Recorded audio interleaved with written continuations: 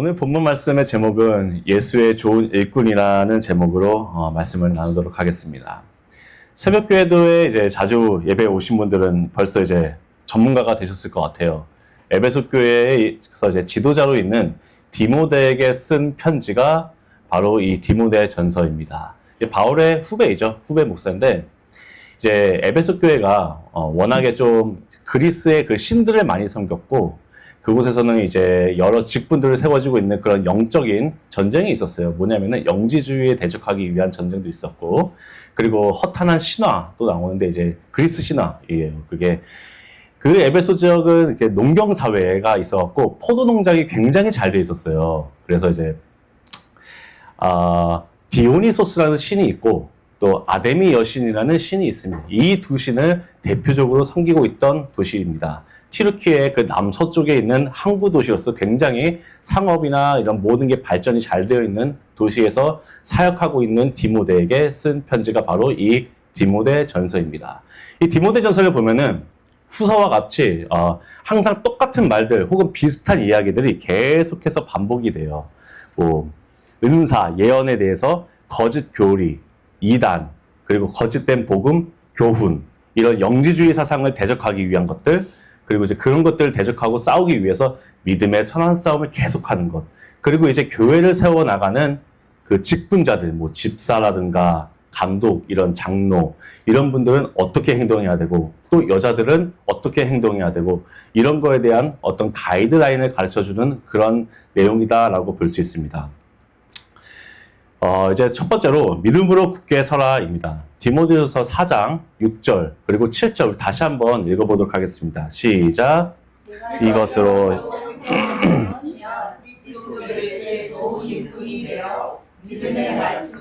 네가 따르는 좋은 교훈으로 양육을 받으리라. 망령되고 허탄한 신화를 버리고 영광에 이르도록 네 자신을 연단하라. 네, 믿음의 말씀이라는 것은요, 진리의 그 참된 복음, 즉 예수 그리스도의 그 진리의 복음을 우리 삶 가운데 믿고 받아들이고 그 말씀대로 우리가 살아가는 것을 의미합니다.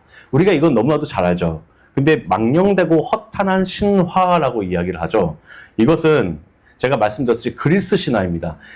지금은 우리가 봤을 때 우리가 제우스 하면은 말 같지도 않은 그런 헛소리라고 들을 수 있어요. 근데 이 당시 사람들은요, 진지했어요. 정말 신이었다고 생각을 했어요. 그렇게 믿었던 겁니다.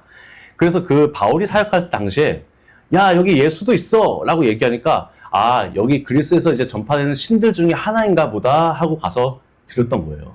그냥 여러 신들 중에 하나라고 예수 그리스도를 믿었던 겁니다. 이 사람들에게 디오니소스라든가 아데미 여신이라든가 이런 신들은 진지하게 믿었던 신들입니다. 근데 특징이 있어요. 이들의 그 종교성, 신화는 다 자기의 필요 욕구를 채우기 위한 종교였다라는 것입니다. 아테네 여신을 섬기는 사람들은 대체적으로 군인들이었어요. 왜냐하면 전쟁에서 승리해야 됐기 때문입니다. 아데미 여신, 풍요, 다산을 상징합니다. 그리고 만몬, 돈을 상징하죠. 그리고 이제 우리가 디오니소스 같은 거는 뭐냐면은 그 포도 농장에 그 포도 장사가 잘 될 수 있도록, 그 포도주, 와인 장사가 잘 될 수 있도록 그런 신을 섬겼다라는 것이죠. 결국에 종교라는 건 뭐냐면 내 자신의 필요, 욕구를 채우기 위한 종교, 내가 원하는 신을 섬기는 것입니다. 그것이 이상하게 그 종교에서 나타나는 현상이죠. 저는 여기서 더 깊게 들어갔으면 합니다. 과연 기독교는 어떻게 신앙생활을 하고 있을까요? 이스라엘 백성의 그 역사를 우리가 한번 돌아켜봤으면 좋겠습니다. 애굽에서 노예 생활을 하던 이스라엘 백성은 모세를 통해서 끄집어냅니다. 내가 너희를 젖과 꿀이 흐르는 그 땅으로 인도하겠다고 해요. 근데 성경을 여러분 보시면 신명기에 보시면 이런 말이 있어요. 애굽 땅은요, 나일강이 흘러갔고 어떤 땅이냐면 파종한 후에 채소의 밭을 그 발에 물대기를 할 수 있는 땅. 즉 뭐냐면은 너가 열심히 성과를 이루고 네가 열심히 노력해서 새벽부터 나와서 열심히 노력하면 그만큼 결실을 얻을 수 있는 땅이 애굽 땅입니다.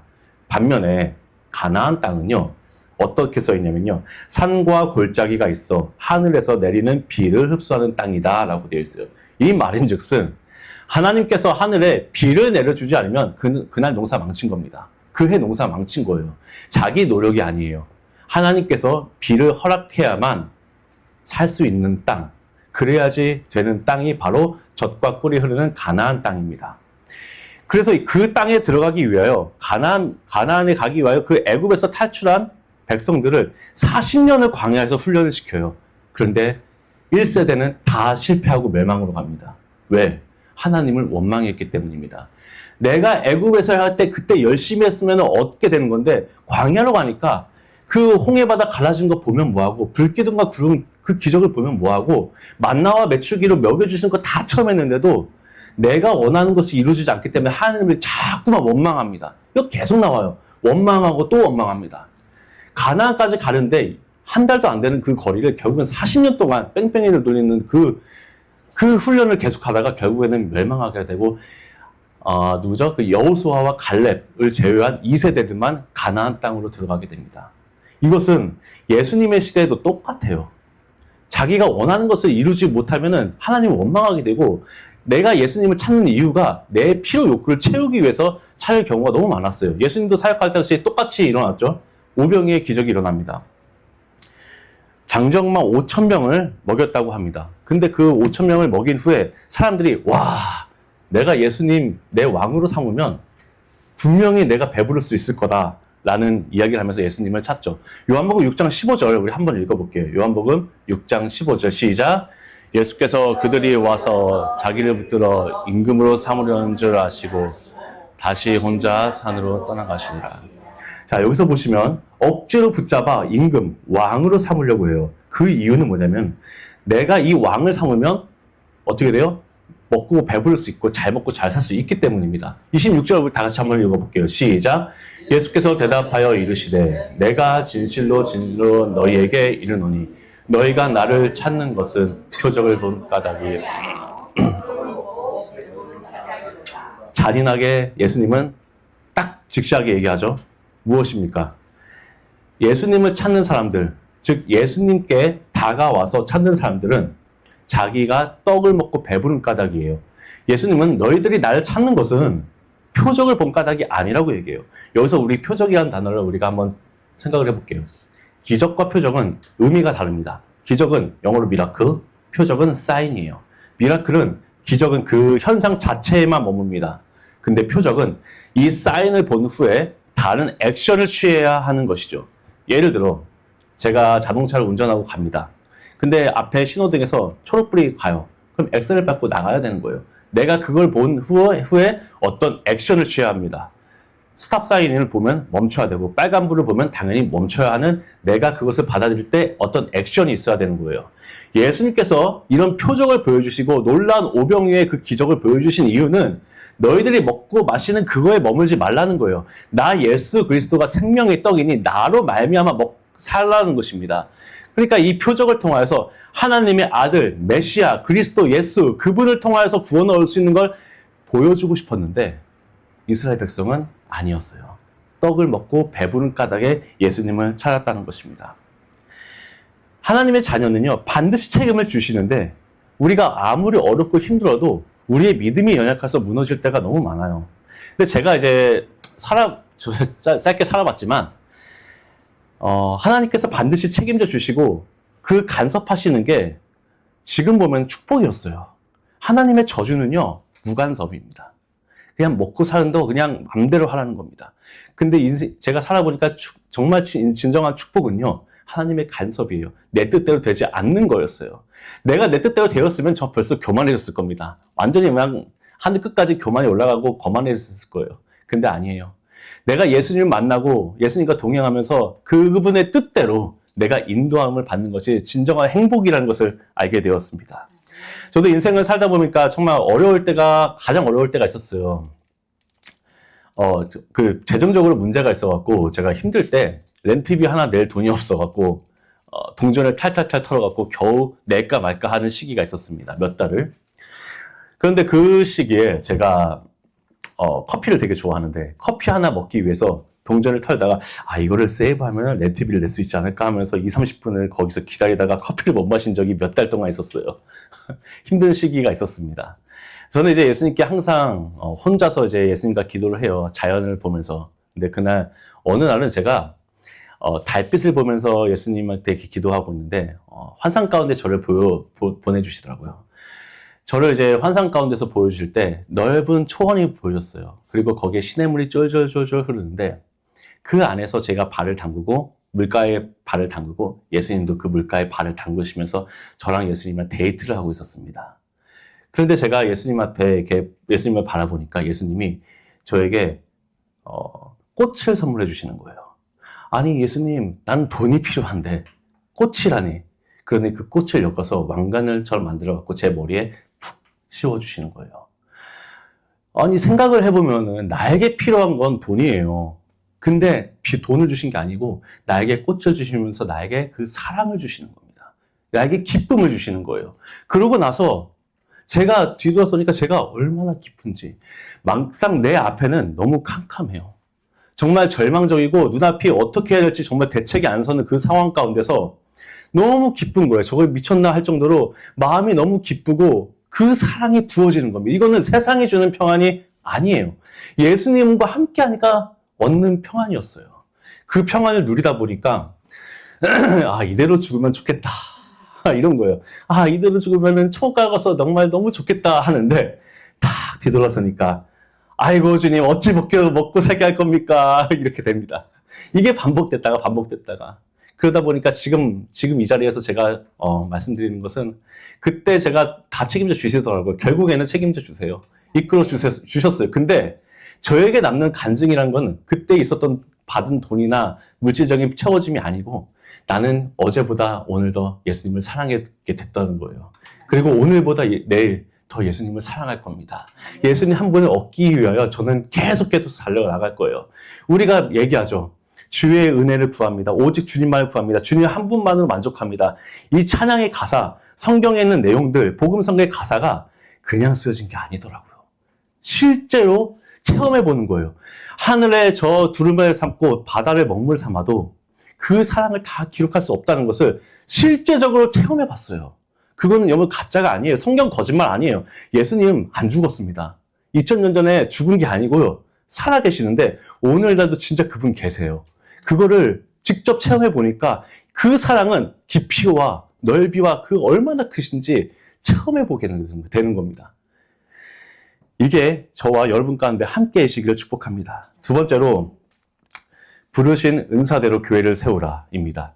디모데전서 4장 14절 우리 다 같이 한번 읽어보겠습니다. 시작. 장로의 회에서 안수받을 때에 예언을 통하여 받은 것을 가볍게 여기지 말며.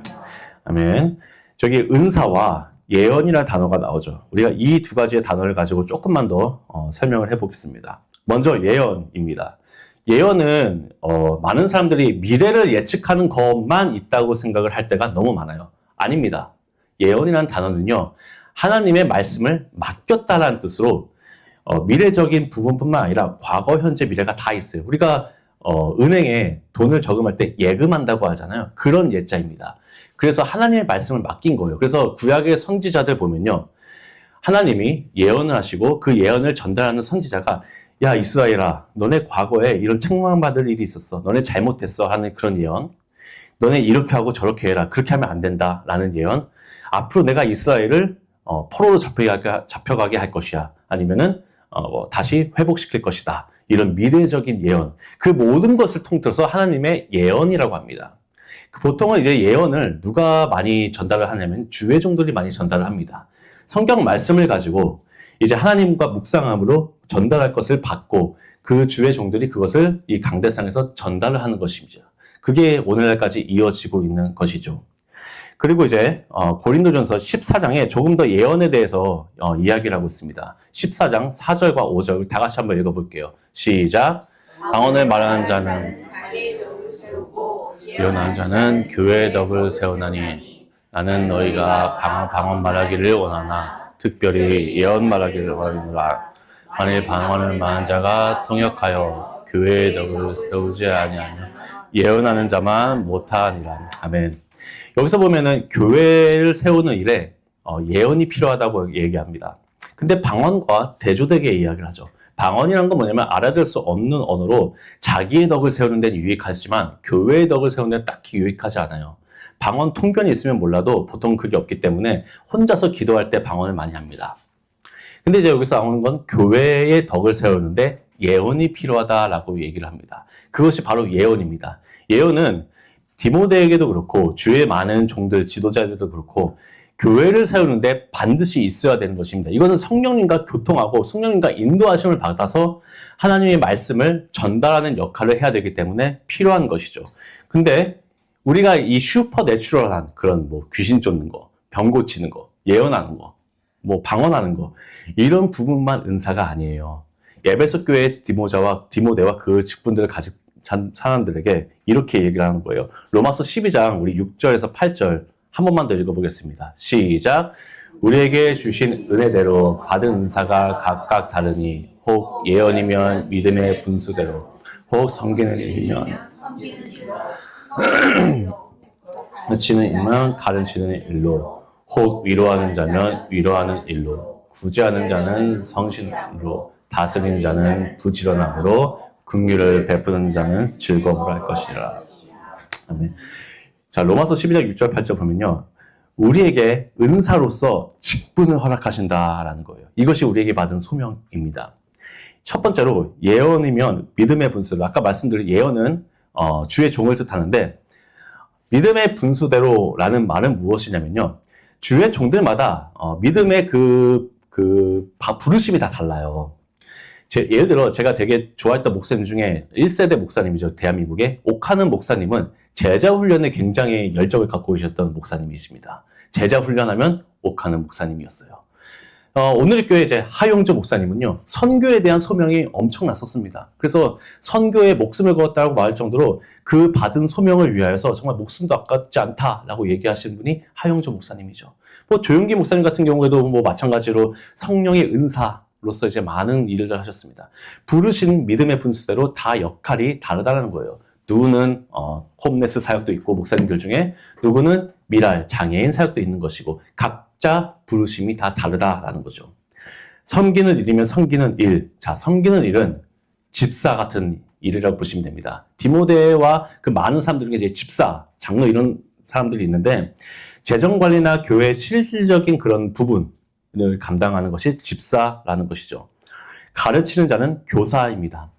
여기서 보시면 교사라는 것은 결국에는 이제 1대1도 되는 건데 이제 유치원, 뭐 주일학교, 뭐 성인 상관없이 내가 말씀으로 훈련을 먼저 받고 말씀으로 가르치는 은사를 받은 사람들입니다. 자, 은사입니다. 그리고 8절에 위로하는 자면 위로하는 일로. 이건 뭐냐면요. 위로한 자는 보통 이제 중보 혹은 중보 기도라고 많이 생각하시면 됩니다. 뭐 격려 많이 하고 공감 많이 하고 상담 많이 하는 것. 이게 무슨 직업이었을까요? 상담가입니다. 제가 이제 신학교를 다닐 때 저는 몰랐는데 이렇게까지 많을 줄 몰랐어요. 신학과 함께 상담학을 배우시는 분들이 꽤 많아요. 그게 왜냐면 그래서 그 목회 상담 같이 이제 상담학과 신학을 같이 배우시는 분들이 굉장히 많습니다. 그래갖고 이제 성도들에게 찾아가서 위로하고 권면하고 또 공감해주고 눈물로써 중보기도하는 그런 은사를 받으셨다라고 보시면 됩니다. 그리고 구제하는 자는 성실함으로. 이거는 뭐냐면 물질의 축복을 받으신 분들이 있습니다. 이 물질의 축복은 성실함으로 하라고 했어요. 위로한 자고 가르치면 가르치는데 구제하는 자에게 성실함이에요. 거짓 없는 마음, 책임감이 있는 마음으로 해야 한다라는 것이죠. 그런 마음을 가지려면 하나님께서 주신 그런 겸손함이 있어야 돼요. 우리가 이 땅에 빈손으로 왔죠. 그리고 앞으로 빈손으로 갈 것입니다. 내게 가진 모든 재산의 모든 권한은 하나님으로부터 왔다라는 것을 우리가 알아야 합니다. 그 겸손한 마음을 가진 사람이 구제하는 그 마음은 성실함으로 투자 심리 안 돼요. 내가 뭐 이거 투자했으니까 뭐 몇 배를 돌려받다 이런 마음 아니라는 뜻입니다. 성실함으로 베풀 줄 알아야 한다는 것이죠. 다스리는 자는 부지런함으로. 이거는 이제 보통 장로님이나 교회를 다 이끄시는 뭐 권사님이든 장로님 그런 분들 이야기하시면 이해하시면 좋을 것 같습니다. 그런 분들이 이제 아침부터 나와서 교회 문 닫기까지 계속해서 교회를 섬기시고 이끄시죠. 제가 예전에 다녔던 교회에서는 권사님은 새벽 예배 때 나오셔갖고 아침부터 나오셔서 장 보시고 그 다음에 요리하시겠다고 요리하시고 그러고 가서 또 청소까지 다 하시더라고요. 정말 부지런하신 걸 봤습니다. 마지막으로 긍휼을 베푸는 자. 즐거움을 할 것이다. 이거는 이제 부유토끼 같은 거라고 보시면 됩니다. 어린아이나 이제 연약한 사람들, 뭐 장애라든지 노인사역, 그런 분들에게 이제 구제하는 일인데 왜 즐거움으로 해야 할까요? 왜냐면은 내가 구제하는 그 사람은 그 사람이 아니라 예수 그리스도이기 때문입니다. 우리가 작은 자를 섬길 때 그 물 한 컵 주는 것도 예수님께 줬다라고 이야기를 하죠. 선한 사마리아인, 그 다친 자의 친구가 누가 되나요? 그 베품, 긍휼함을 베푸는 자가 바로 예수님의 친구가 되는 것이고, 우리가 이 연약한 자를 도와준 것도 다 예수님께 하신 거라는 거죠. 그렇기 때문에 은사라는 것은요, 직분도 포함되어 있습니다. 내가 원하는 직분, 그리고 하나님께서 나에게 부르신 그 소명, 그 소명을 따라서 직분에 임하는 것이죠. 세 번째로 믿음의 선한 싸움을 계속하라입니다. 우리 16절 다 같이 한 번 더 읽겠습니다. 16절 시작.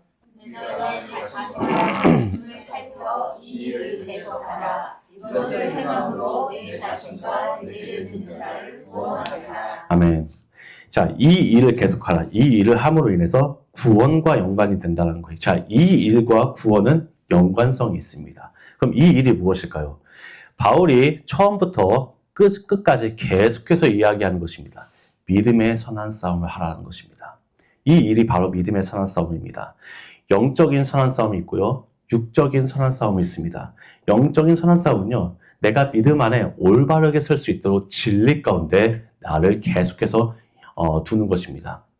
마귀는 우리를 자꾸 넘어뜨릴 공격을 해요. 무너지게 하려고 합니다. 계속해서 우리를 공격할 때마다 우리가 예수님을 더 찾고 예수님을 의지하고 기도하고 내가 영적으로 예수님을 늘 바라볼 수 있도록 내 마음과 믿음의 그 신앙을 지킬 수 있어야 한다는 것입니다. 그것이 영적인 선한 싸움입니다. 그 신앙을 지킴으로 인해서 내가 예수님을 계속해서 나는 죽고 예수님만 살 수 있도록 하는 것이죠. 육적인 선한 싸움은 교회를 세우는 일입니다. 직분을 줌으로 인해서, 소명을 줌으로 인해서 내가 맡은 주의 좋은 일꾼이 되는 것이죠. 자녀들을 양육하는 것도 마찬가지겠지만 이 교회에서 내가 만나는 누군가를 말씀으로 가르치기도 하고 섬기기도 하고 또 세우기도 하고, 그렇게 함으로 인해서 모든 이단들이나 그리고 거짓된 복음, 거짓된 진리, 잘못된 복음들을 전할 때마다 내가 말씀으로 무장하고 또 말씀으로 다른 사람들을 가르치고 지킬 수 있도록 내가 육적인 선한 싸움을 하는 것이죠.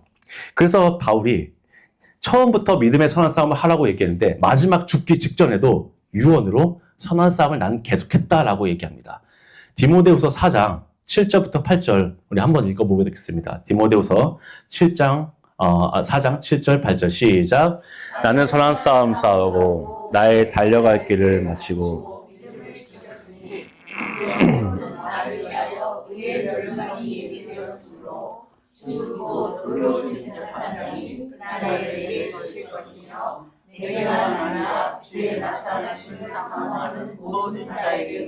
아멘. 바울이 죽기 직전에 쓴 글입니다. 유언 같은 거예요. 나는 믿음의 선한 싸움을 계속했다는 겁니다. 달려갈 길을 마쳤다는 거예요. 믿음을 지켰다는 겁니다.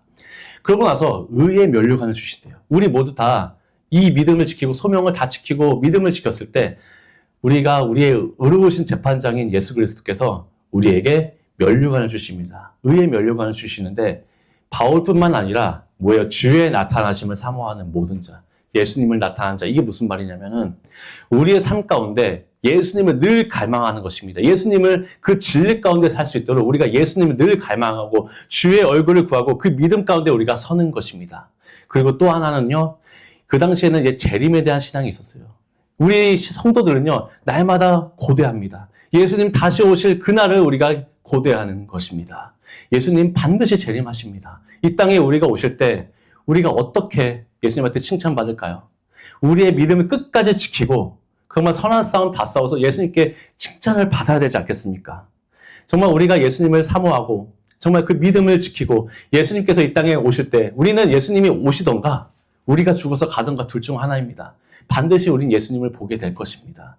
그때 예수님께서 우리에게 말씀하실 때 잘했다, 잘했다고 칭찬하고 수고했다, 이렇게 위로를 받아야 되지 않겠습니까?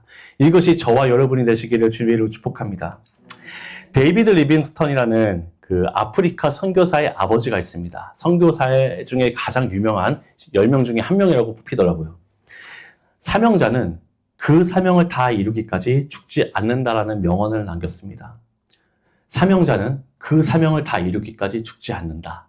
그 말인즉슨 뭐냐면 내가 여기 살아있는 것은 아직 주님의 뜻이 남아있기 때문입니다. 아직 주님께서 나에게 이끄시는 그 소명이 우리에게 있다라는 것이죠. 그렇다면 무엇이 좋은 일꾼이겠습니까? 예수님께서 원하시는 일꾼은 우리가 행복하게 사는 걸까요? 여기서 뭐 돈 많이 벌고 뭐 좋은 출세하고 성공하고 이런 거는 세상 사람들 기준이죠. 우리의 기준은 달라야 합니다. 그게 신앙생활이죠. 우리의 기준은 다윗의 고백처럼 내가 하루를 살아도 단 하루를 살아도 주의 성전에 문지기가 되는 것이 다른 곳에서 천날을 사는 것보다 낫다라고 합니다. 이것이 우리의 고백입니다.